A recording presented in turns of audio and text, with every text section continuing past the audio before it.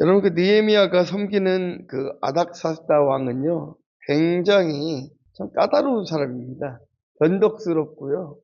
배신자들하고 쉽게 손을 잡을 정도로 의리도 없고 굉장히 좀 나약한 사람이에요. 그러다 보니까 매사에 어떤 기준이 불분명하고 자기 기분대로 일을 결정하는 기분파이기도 합니다.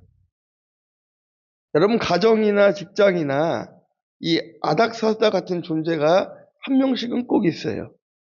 뭐 배우자가 될 수도 있고 부모님이 될 수도 있고 자녀가 될 수도 있고요. 변덕스럽고 나약한 사람들이 우리 주변에는 늘 있을 수가 있습니다. 중국에서 사업을 할 때 그런 적이 있었어요.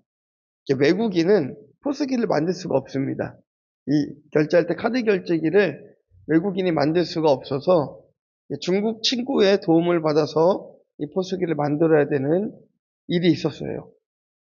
그런데 이 포스기 수수료가 3%라는 거예요, 3%. 너무 센데? 이제 한국에 비하면 좀 저렴한 편이긴 했었는데요. 중국에서는 조금 센 편이었습니다. 그래서 제가 공무원을 찾아갔어요.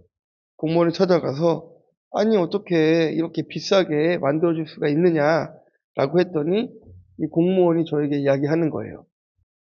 3%도 싸게 해주는 거니까 잠만 말고 그냥 가지고 가라 하는 겁니다. 그래서 제가 어떻게 했겠습니까? 그대로 했습니다. 아무 말 하지 않고 감사합니다. 3%도 뭐 감사하죠 하고 가져갔습니다. 그런데 제가 이제 실제로 가서 이 포스기를 긁고 나중에 이 명세서를 봤더니 1%밖에 안 되는 거예요. 이 어찌된 용문인가 제가 다시 세무서에 찾아가서 알아보니까 그렇게 된 거예요. 직원이 실수로 1%면은 소득이 어느 정도 되는 사람에 한해서 이제 1%를 해주는 거거든요. 저는 이제 사업을 시작하는 입장이었기 때문에 1%짜리를 받을 수가 없는 상태였는데 직원이 실수로 1%를 해줬으니 다시 바꾸는 것도 너무 귀찮고 다시 바꾸려면 자기가 징계를 받을 것 같으니까 그냥 당신은 1%짜리를 사용하십시오라고 해서 제가 하나님 은혜로 그렇게 1%짜리 카드 기계를 사용한 적이 있었습니다. 인간의 마음은 변덕스럽고 인간의 마음은 의리도 없고 나약하지만 하나님께서는 그런 인간도 사용하시어서 하나님의 도구로 사용하시더라는 것이죠. 이렇게 너무나 변덕스럽고 나약한 사람, 그런 사람에게 중요한 허락을 받아내려면 우리에게 필요한 게 뭐가 있을까요? 제대로 대화가 통하지 않는 사람의 마음을 얻으려면 우리에게 어떤 지혜가 필요할까요? 우리는 이 느헤미야를 통하여서 이것을 한번 배워보기를 소원합니다. 첫 번째는요, 인간적인 근심을 영적 근심으로 바꾸어야 합니다. 자, 1절, 2절 말씀 함께 읽어보겠습니다. 아닥사스다 왕 제20년 니산월에 왕 앞에 포도주가 있기로 내가 그 포도주를 왕에게 드렸는데 이전에는 내가 왕 앞에서 수심이 없었더니 왕이 내게 이르시되 내가 병이 없거늘 어찌하여 얼굴에 수심이 있느냐 이는 필연 내 마음에 근심이 있음이로다 하더라. 그때에 내가 크게 두려워하여 아멘. 느헤미야는 그 예루살렘 성전이 회파된 소식을 그냥 단순히 건물이 무너진 사건으로만 보지 않고 영적인 일로 여겼습니다. 특별히 여기 니산월이라고 나오죠. 니산월. 니산월은 씨 뿌리는 기슬로월로부터 4개월이 지난 시점이 니산월입니다. 그러니까 결실을 맺는 달이라는 것이에요. 이스라엘의 소식을 듣고 느헤미야가 너무 슬펐어요. 성전이 무너졌다. 우리 민족이 사는 곳이 뭐 집도 다 회파되고 너무나 어려워졌다는 소식을 듣고 금식하고 죄를 자복하면서 말씀을 의지하면서 느헤미야가 그렇게 열심히 기도했습니다. 그런데 그 다음날 바로 역사가 일어난 것이 아니라 그 후에 넉 달 동안 아무 일도 일어나지가 않았다는 것이에요. 하지만 나의 근심을 영적인 근심으로 바꾸어서 기도하면 하나님께서는 우리에게 지혜를 주십니다. 그 중에서 하나님께서 주시는 지혜 중에서 가장 좋은 것은 바로 기다리는 지혜인 것이에요. 기다리는 지혜. 4달 동안 아무런 응답이 없어도 지속적으로 기도하면서 기다리는 사람은 리사논이 되어서 결실을 맺게 된다는 것입니다. 우리는 정말 그 지구력이 부족한 것 같아요. 기도도 하다가 안 되면 그냥 놔버립니다. 네. 절대로 변할 것 같지 않다라고 그냥 기도도 놔버립니다. 절대로 응답될 것 같지 않다라고 여기고 그냥 기도를 안 해버리는 거예요. 그런데 느헤미야는 4달 동안 정말 변할 것 같지 않는 현실을 마주하면서도 끝까지 금식하며 끝까지 회개하며 말씀 보며 기도했다라는 것이에요. 그럼 하나님께서는 그냥 내일 짠 하고 바로 이루어 주시면 되는데 왜 그렇게 기다리게 하셨을까요? 다 하나님의 계획이 있습니다. 기슬월은 겨울이에요. 그렇기 때문에 성전을 재건할 목재들을 운반하기가 너무 어려운 상황이었습니다.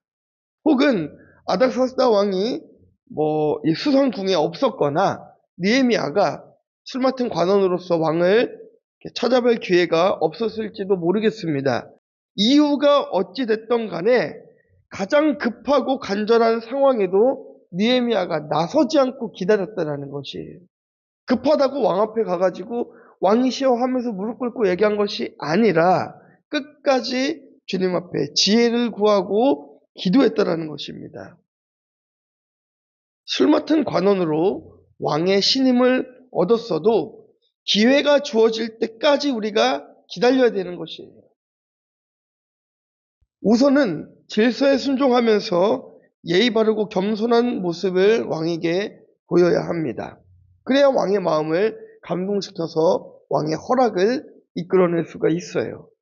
아내가 남편에게 순종하고 자녀가 부모에게 순종하고 종이 상전에게 순종하라 하신 이 성경 말씀은 인격이 아닌 역할에 순종하라는 것입니다. 근데 참 우리가 이 말씀에 오해를 많이 합니다.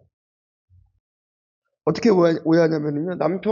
남편에게 아내가 순종하라고 했다고 또 어떤 남자들은 여자를 너무 막대해요. 그런데 이건 하나만 알고 둘은 모르는 것이죠. 아내는 남편을 사랑하기를 그리스도의 십자가와 같이 예수 그리스도를 섬기듯 하라고 했고, 남편은 아내를 사랑하기를 그리스도께서 십자가에 못 박혀 죽으심과 같이 하라고 했습니다. 자녀에게 부모를 순종하라고 얘기했지만 부모에게는 자녀가 근심하지 않도록 하라고 하였고요. 종이 상전을 섬기게 하였지만 상전은 종에게 베풀라고 말씀하셨습니다. 그러니까 상호간에 하나님께서는 순종할 수 있는 기회를 허락하신 것이에요. 그러나 우리는 인격이 아닌 역할에 순종할 줄 알아야 된다는 것이에요. 남편과 부모, 내 배우자가, 내 상사가 인격이 존중할 만해서가 아니라 하나님께서 허락하신 질서이기 때문에 순종하는 것입니다. 이게 중요한 것이에요. 네. 그래서 교회에서도 주어진 질서에 순종하고, 가정에서도 주어진 질서에 순종하고, 나라도 주어진 질서에 순종할 때에 하나님께서는 보호하여 주시는 것이에요. 아무리 똑똑한 부하라도 상사에게 순종하지 않으면 그 조직은 흔들릴 수밖에 없습니다. 주어진 질서 속에서 언제나 예의를 갖추면서 겸손하게 행하는 것이 개인과 공동체를 살리는 일인 것이죠. 그러니까 하나님은 예루살렘 성전을 재건하기 위해서 그냥 막무가내로 주님 그냥 가서 딱 일으켜버리시면 되지 않습니까? 하나님께서 그냥 꽃가루 한번 짠 뿌리셔가지고 영화처럼 톡 치면은 그냥 건물이 생기고 교회가 탁 생기고 꽃이 피고 이러면 얼마나 좋겠습니까? 그런데 하나님께서는 세상의 질서도 지키십니다. 예루살렘 성전을 재건하기 위해 먼저 왕의 허락을 얻게 하시는 거예요. 물론 왕이 허락하지 않아도 하나님께서는 그분의 일을 하실 것입니다. 하지만 하나님은 질서를 거스르고 상식을 파괴하지 않으면서 일을 해 나가셨어요. 믿음으로 하는 일인데 왕이 무슨 상관이고 부모가 무슨 상관이고 상사가 무슨 상관이냐, 이렇게 하는 것은 잘못된 태도인 것입니다. 믿음으로를 부르짖으면서 무조건 밀어붙이는 것이 아니라 주어진 질서에 순종하며 기다리는 훈련을 거쳐야 되는 것이에요. 그래서 하나님은 먼저 나를 겸손하게 만들어 가십니다. 내가 순종의 본을 보임으로써 내 부모가 돌아오고 자녀가 돌아오고 배우자가 돌아오는 것입니다. 그 마음까지도 움직이기 원하시는 것입니다. 왕 앞에서 늘 밝게만 있고 수심이 없었던 느헤미야가 왕 앞에서 수심을 보였다고 해요. 이 수심은 무거운 짐 혹은 쓰라린 상처라는 뜻이 있습니다. 이 술관원이 말하자면은 왕의 비서실장과 같은 자리인데요. 감히 이 왕 앞에서 수심을 보이는 것은 그 당시에 굉장히 큰 중죄였습니다. 어느 정도의 죄였냐면요, 사형을 당할 수도 있을 만큼의 큰 죄였습니다. 그래서 느헤미야는 철저한 자기 관리와 표정 관리를 하면서 그동안 수심을 보이질 않았어요. 그랬던 그가 처음으로 그 마음에 근심을 나타냈는데 자기 유익을 위해서가 아니라 자기 민족을 위하여서, 공동체를 위하여서 왕 앞에서 자기의 수심을 보입니다. 자기 유익을 구한 것이 아니에요. 영적 중심지인 예루살렘의 회복을 위하여서 그 죽을 각오를 하고 왕 앞에서 수심을 보였다는 것이에요. 사도 바울도 그랬습니다. 복음을 전하면서 강도를 만났어요. 잠을 자지 못했습니다. 줄이고 목말랐고 굶었고 헐벗었습니다. 그러나 그런 모든 상황보다도 바울이 걱정했던 것은 늘 교회였어요. 하나님의 나라를 어떻게 세울까가 그렇게 걱정이었습니다. 여러분들은 어떤 걱정과 근심을 가지고 살아가십니까? 자녀가 취업이 안 될까봐 걱정이 되십니까? 자녀가 취업이 안 될까봐 하는 걱정보다 자녀가 바르지 못한 신앙을 가질까봐 먼저 걱정하셔야 되는 것입니다. 내 남편이 어떻게 하면 돈을 더 잘 벌어올까? 혹은 어떻게 하면 더 잘 살 수 있을까? 이거를 고민하는 것보다 어떤 환경이 내가 가장 예배하기에 좋은 환경인지를 먼저 생각해야 되는 것입니다. 우리가 나타내야 될 근심은 하나님의 뜻대로 하는 근심, 영적인 근심인 것이에요. 구체적으로 어떤 근심입니까? 내 죄로 인한 근심, 영적인 성숙을 위한 근심, 교회를 위한 근심. 이것이 바로 우리가 해야 되는 근심인 것입니다. 바울은 이렇게까지 고백했어요. 내가 저주를 받아 그리스도에게 끊어질지라도 형제 골육의 구원을 위해서 근심한다라고 이야기했습니다. 우리는 내 남편을 위해서, 내 자녀를 위하여서, 내 부모를 위하여서, 믿지 않는 우리 주변에 있는 많은 자들을 위하여서 이런 영적인 수심과 영적인 걱정을 해야 될 줄 믿습니다. 여러분들의 육신의 걱정을 멈추고 영적인 걱정, 수심을 하는 여러분들 되시길 주님의 이름으로 축원합니다.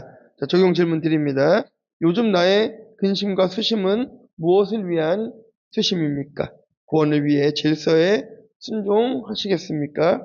물음에 답해 보시기를 축원합니다. 자, 두 번째는요, 솔직하되 무례하지 않은 태도를 보여야 합니다. 4절부터 8절까지의 말씀 함께 보겠습니다.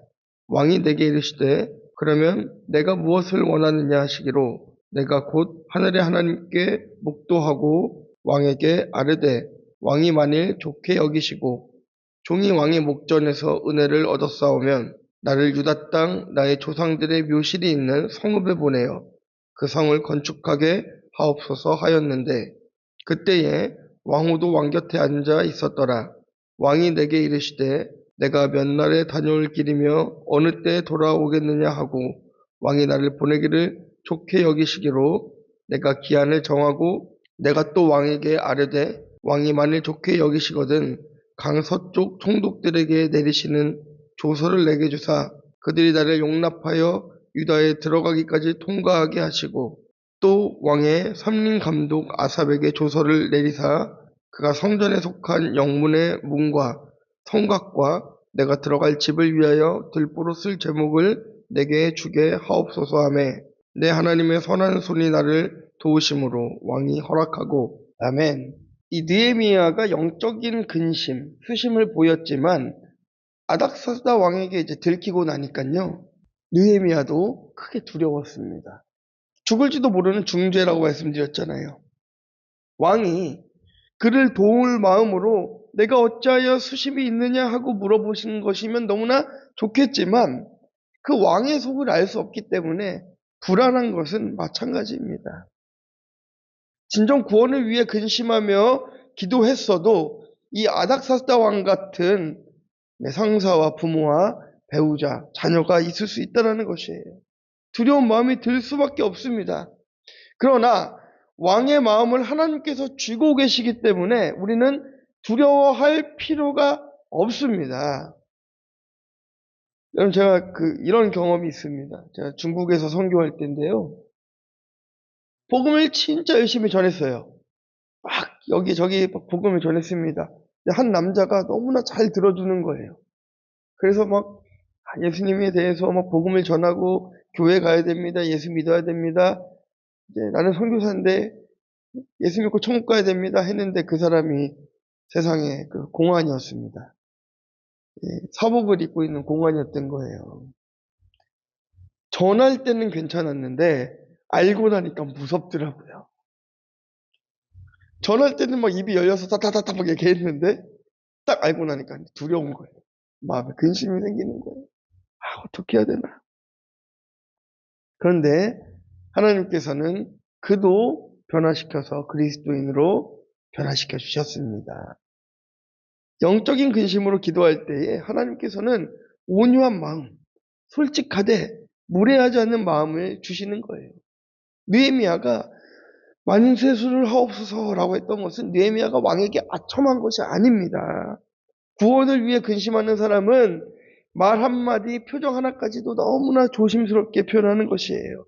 상대방의 마음을 움직이기 위해서 최선을 다하려는 태도가 저절로 나타날 수밖에 없는 것입니다.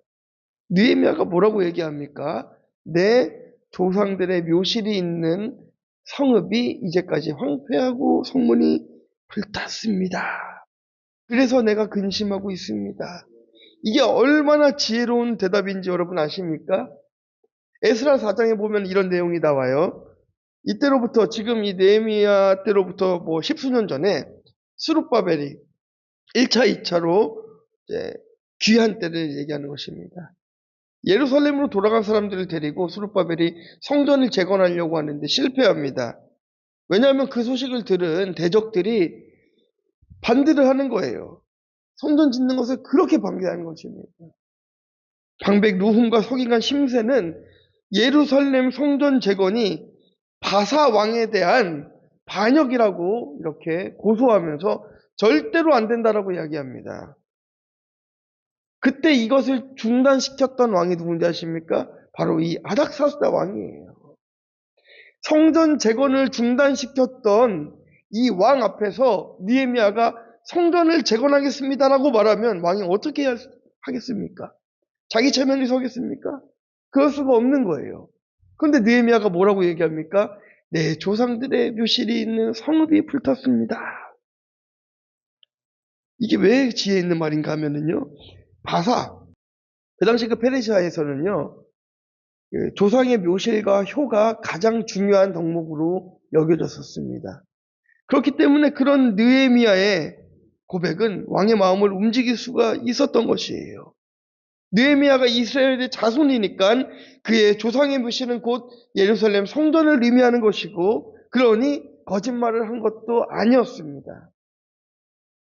더욱이 말씀드린 것과 같이 이 바사의 문화가 조상의 묘와 효를 중시했기 때문에 조상의 묘실 때문에 근심한다고 이렇게 얘기했던 것은 왕의 마음을 움직이기에 충분한 지혜로운 대답이었던 것이죠. 이처럼 같은 말을 해도 어떻게 표현하느냐에 따라서 사람을 살릴 수도 있고 죽일 수도 있습니다. 느헤미야는 하나님의 일꾼이기에 거짓말을 하지 않으면서도 상대방에 걸맞는 표현들을 했던 것이에요. 그리고 왕의 마음을 얻었습니다. 전도와 선교를 할 때도 그래요. 상대방의 어떤 가치관과 문화를 알고 접근하는 것이 굉장히 중요합니다. 솔직하되 무례하지 않는 지혜가 필요합니다. 이런 일들이 있었습니다. 제가 사역을 할 때, 특별히 이게 캄보디아, 중국에서 사역할 때에는 복음이 잘 들어가지 않는 곳들이기 때문에 문화사역을 먼저 시작을 합니다. 문화사역. 그런데 이 문화사역은요, 하다 보면 어떤 문제점이 있냐면, 복음이 빠지는 경우들이 많아요. 복음이 빠지는. 중국에서 기타 이제 교실을 열었습니다. 그러니까 많은 사람들이 왔어요. 많은 사람들이 왔는데, 처음에는 이제 복음도 전해지고, 기타도 막 열심히 가르치고 잘 됐는데, 시간이 지나면서 어떻게 변했을까요? 점점 말 그대로 그냥 문화교실이 되어가는 거예요. 그래서 좀 기준을 바꿔서, 삼자교회나 이제 찬양 인도자들, 그리고 찬양 팀원들을 불러서 찬양 인도를 가르치고 기타를 가르쳤습니다. 그렇게 했더니 이제 많은 사람들로부터 이제 오해를 받게 됐죠. 뭐 교회 사람을 빼가려고 한다, 뭐 돈으로 사람을 샀다, 뭐 온갖 이상한 이야기들이 막 제 귀에 다 들리는 거예요. 반응하지 않고 끝까지 계속 했습니다. 그랬더니 이제 삼자교회의 목사님들이 그 진심을 알아주시고 삼자교회 찬양 지도를 할 수 있는 역할을 저에게 맡기셨습니다. 솔직하게 무례하지 않게 행하되 우리는 묵묵히 끝까지 행해야 되는 것이에요. 어떤 비방의 소리가 들리던다 하더라도 그것에 반응하며 나가는 것이 아니라 묵묵히 내 일을 해 나가야 하는 것입니다. 느헤미야는 내가 어찌 근심하지 않을 수 있겠습니까? 라고 당당하게 얘기하는 거예요.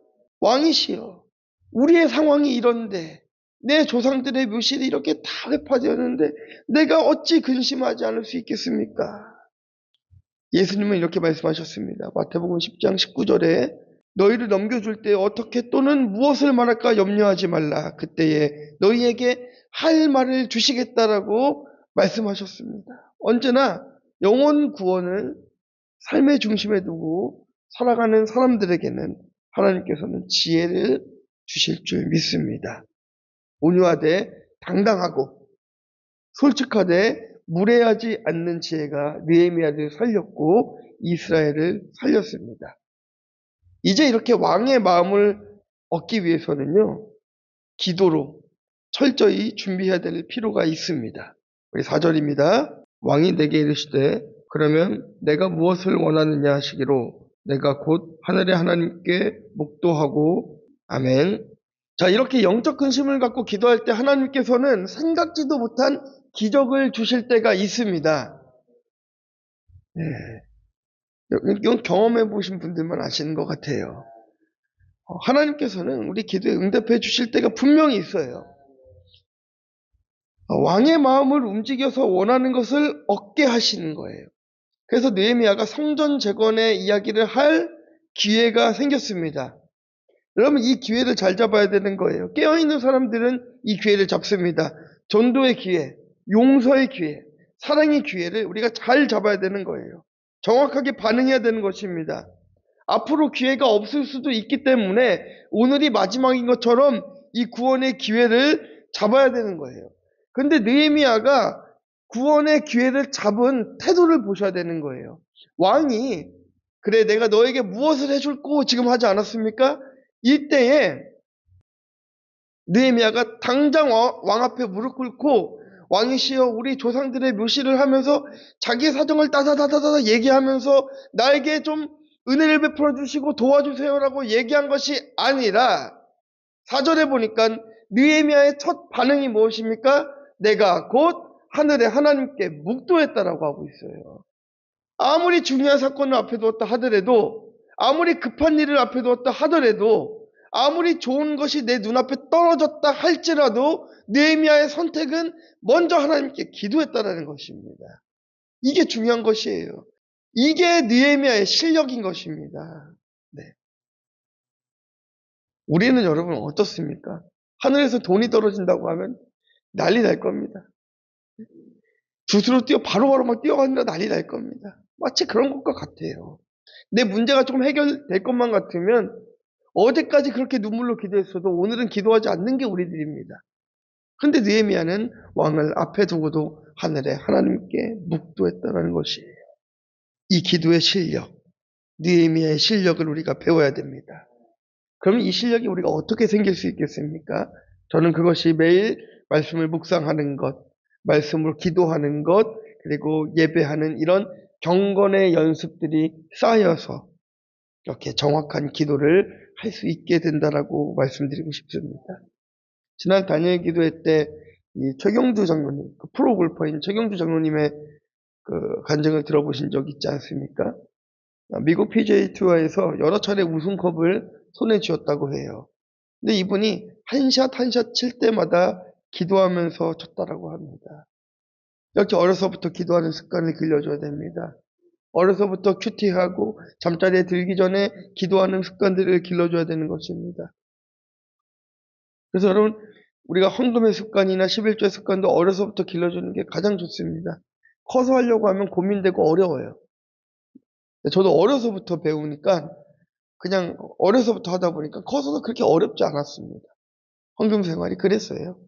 그래서 신앙을 처음 배울 때부터, 그때부터 우리가 바른 말씀 생활과 바른 기도 생활과 바른 예배 생활, 바른 헌금 생활을 잘 배우는 것이 중요한 것입니다. 네. 순간순간 느헤미야와 같이 묵도하는 삶을 살아갈 것을 우리 자녀들과 우리 다음 세대들에게도 가르쳐야 되는 것입니다. 이렇게 종일 하나님의 이름을 부르고 우리가 날마다 주님 앞에 나아갈 때에 가정과 학교, 직장에서도 성실한 삶을 살아갈 수 있게 될 것입니다. 적용 질문 드립니다. 우리 상대방에게 알맞는 언어와 태도로 전도를 위한 허락을 구합니까? 나는 옳고 너는 틀렸다는 말투와 표정으로 거부감을 주고 있지는 않습니까? 네, 묵상해 보시기를 바랍니다. 자, 마지막 세 번째는요. 한 번 허락을 받았어도 시기마다 방해가 있습니다. 자, 우리 8절에서 10절입니다. 또 왕의 삼림 감독 아삽에게 조서를 내리사 그가 성전에 속한 영문의 문과 성곽과 내가 들어갈 집을 위하여 들보로 쓸 제목을 내게 주게 하옵소서 하매 내 하나님의 선한 손이 나를 도우심으로 왕이 허락하고 군대 장관과 마병을 보내어 나와 함께 하게 하시기로 내가 강 서쪽에 있는 총독들에게 이르러 왕의 조서를 전하였더니 호론 사람 산발락과 종이었던 암몬 사람 도비아가 이스라엘 자손을 흥왕하게 하려는 사람이 왔다함을 듣고 심히 근심하더라. 아멘. 이 느헤미야는 하나님의 도우심으로 왕의 허락을 받고 군대 장관과 마병까지 다 얻었습니다. 그런데 이 이스라엘 자손의 흥왕을 기뻐하지 않는 두 사람이 나와요. 산발락과 도비아라는 인물이 나오죠. 도비아는 주는 선하시다라는 이름의 뜻을 가졌고요. 산발락은 월신, 그러니까 달월자, 월신이 생명을 준다는 뜻이에요. 하나님도 믿고 우상도 믿는 이 다원론자들이 믿음의 자손이 흥왕하게 되는 것을 심히 근심했다라고 합니다. 믿지 않는 사람들보다 더 힘든 게 바로 이런 다원론적인 사람들인 거예요. 교회를 다니면서도 하나님이 한 분이신 것을 믿지 않고 이것도 좋고 저것도 좋다 하는 이 다원론자들 때문에 복음이 해방되는 것입니다. 저도 캄보디아에서 복음을 전하다 보면 이런 일이 많아요. 복음을 전하면 쉽게 받아들입니다. 다 예수 믿겠다고 그래요. 나는 예수 안 믿겠습니다라고 말하는 사람 본 적이 없어요. 캄보디아에서 복음 전하면 다 믿습니다. 근데 그게 뭐냐면요. 그냥 많은 신 중에 하나로 받아들인다는 거예요. 그래서 그 신앙의 고백을 제대로 할 수 있게끔 잘 도와줄 필요가 있습니다.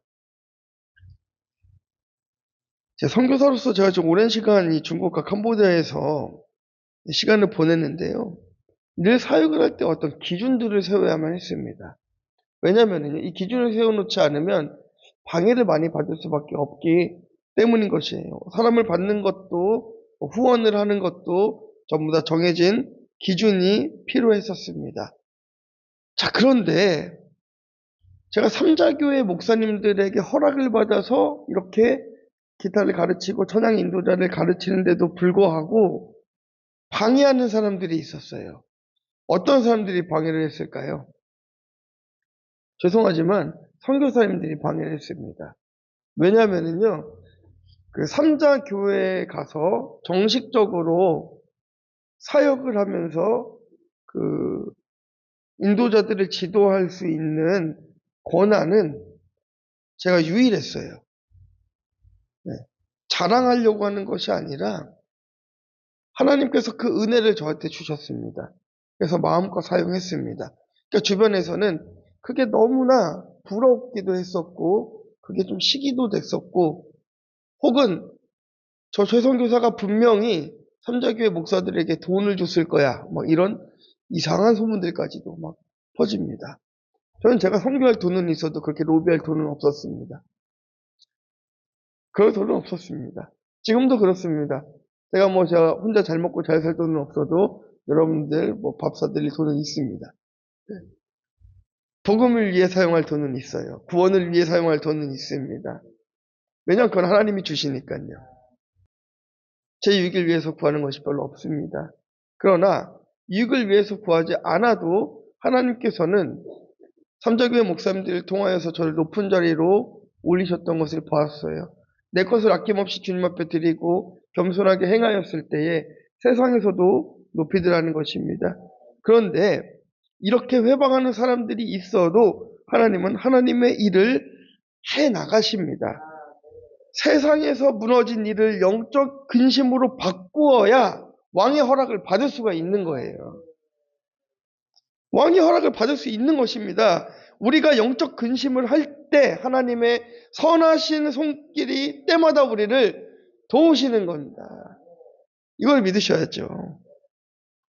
아닥사스다 왕 같은 내 부모가 내 배우자 이런 허락을 받아서 신앙생활을 했어도 시기마다 믿음을 회방하는 이 산발락과 도비아 같은 사건들, 사람들을 우리는 계속해서 마주할 수밖에 없다라는 것이에요. 안 그렇습니까, 여러분? 매일 좋은 일만 있으면 얼마나 좋겠습니까? 근데 안 그래요. 내가 원하는 일만 있으면 좋겠는데 세상에 네. 우리 할머니가 그러셨나요? 할아버지가 그러셨나요? 내 뜻대로 되는 게 별로 없더라 그러시더라고요. 뜻대로 되는 일이 별로 없습니다. 그래서 왜 뜻대로 되는 게 없을까? 저도 한번 돌이켜 생각해 보니까 내 뜻대로 되는 거는 없었고 하나님 뜻대로 되는 일들은 있었더라. 이게 답이었다라는 것이에요. 느헤미야가 그랬다라는 것입니다. 육적인 근심을 영적인 근심으로 바꾸어서 철저히 기도하고 묵상하고 왕 앞에 당당하게 나아가니까 아닥사스다 왕도 산발랏도 도비야도 하나님이 허락하신 그 일을 막을 수가 없었다는 것입니다. 네. 이렇게 한 사람의 구원을 위해서는 우리가 수고할 필요가 있는 것이에요. 네, 말씀을 좀 맺도록 하겠습니다. 네. 솔직하되 무례하지 않는 태도로 믿음의 보인을 보일 때에 각자 왕의 허락을 얻을 수가 있습니다. 여러분들 앞에 있는 이 아닥사스다 왕 같은 사람이 누구입니까? 혹은 이 산발락과 같은 도비아와 같은 사람들이 누구입니까? 여러분 근심하고 있는 것이 무엇입니까? 세상 일로 근심이 되십니까? 네. 나라가 어려우니까 근심이 되시기도 하시죠. 뭐 가정이 어려우니까 근심이 되기도 하지요.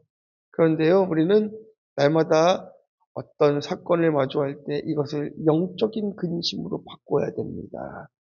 이 일을 허락하신 하나님의 의도를 빨리 깨달아야 됩니다. 그럴 때에 하나님께서는 나의 근심을, 구원을 위한 나의 근심을 기쁨으로 갚아주시며 필요한 모든 것을 허락해 주실 것입니다. 적용 질문 드립니다. 하나님의 도우심으로 나의 믿음이 성장하고 전도의 열매가 맺힐 때 그것에 근심하는 배우자나 부모가 있습니까? 혹은 자녀가 있습니까? 그럴 때 내 믿음을 회방한다고 사사나 물러가라 하면서 더 심한 방해를 자초합니까? 그들의 구원을 위해 더 온유하게 섬기며 십자가를 지는 순종을 하십니까? 여러분은 어떤 선택을 하시겠습니까? 기도하며 대답해 보시기 바랍니다. 결론입니다. 육의 근심보다 영의 근심이 있어야 됩니다. 솔직하되 무례하지 않는 태도를 보여 가족의 구원을 이루어야 됩니다. 방해가 있더라도 끝까지 온유해야 합니다. 느헤미야는 말할 수 없는 중에 말할 수 있는 기회를 얻었습니다. 우리는 한 가지를 좀 착각하는 것 같아요. 내가 기도하면 내일 당장 역사가 일어나는 줄 압니다. 망하는 사건은 저주인 줄 압니다. 그러나 하나님께서는 망하는 사건을 저주로 여기지 않으셨습니다. 왜냐하면 하나님께서 허락하시는 사건인 것입니다. 인간사의 모든 일이 그렇습니다. 우리의 삶의 모든 일들이 다 그렇습니다. 여러분, 제가 중국에 있을 때에 우리 공사 현장이 제가 살던 동네에 공사 현장에 아파트를 짓는데 거기에 이렇게 철조망이 막 되어 있었어요. 그런데요, 거기 이제 그 건설 현장이 부실 공사로 인하여서 무너지면서 일하던 인부들이 싹 다 깔려 죽는 사건이 있었습니다. 한 명도 못 살아났어요. 네. 그 사건을 보면서 누군가는 이렇게 얘기했습니다. 저주받은 사람들이라고. 또 누군가는 이렇게 얘기했습니다. 그것을 바라보면서 하나님의 섭리가 무엇일까 고민하는 사람들이 있었어요. 여러분은 어떤 사람입니까? 네. 하나님의 섭리를 바라보는 사람입니까? 아니면 정죄와 판단을 하는 사람입니까? 느헤미야는 해파된 성전을 바라보면서 어떻게 우리 조상들이 이렇게 죄를 지었기에 저 성전이 저렇게 회파될 수 있느냐고 말한 것이 아니라 저 조상들의 죄가 나의 죄입니다라고 회개했습니다. 그것을 바라보면서 손가락질하고 정죄하고 판단하면서 그 일을 판단한 것이 아니라 왕 앞에 겸손하게 무릎 꿇고 내 묘실, 내 조상들의 묘실이 회파되어 내가 근심합니다 하면 내 목숨을 걸고 이스라엘 성전을 재건하는 일을 왕께 구했고 하나님께서는 그 일을 허락하셨습니다. 140년 동안 이스라엘 백성들이 이 일을 해내지 못했잖아요. 그런데 느헤미야는 52일 만에 무너진 성전을 세워버립니다. 여러분, 그 비결이 무엇입니까? 느헤미야는 민족의 죄를 내 죄로 여겼고 왕 앞에 당당하게 하지만 무례하지 않게 나아갔고 왕이 좋은 것을 주시겠다라고 요구할 때에도 하나님께 먼저 묵도했던 느헤미야, 그러하기에 이러한 역사가 일어났던 것입니다. 우리 한번 기도하기 원합니다. 여러분, 어떤 근심과 걱정을 하며 살아가고 계십니까? 그 영적인 근심으로 바꿔달라고 한번 기도해 보시겠습니까? 내게 일어난 힘든 사건들, 어려운 사건들이 하나님, 그냥 육신적으로 나타나는 사건이 아니라 하나님의 의도와 하나님의 섭리를 내가 깨달을 수 있도록 지혜를 달라고 이 시간 함께 기도하겠습니다. 하나님 감사합니다.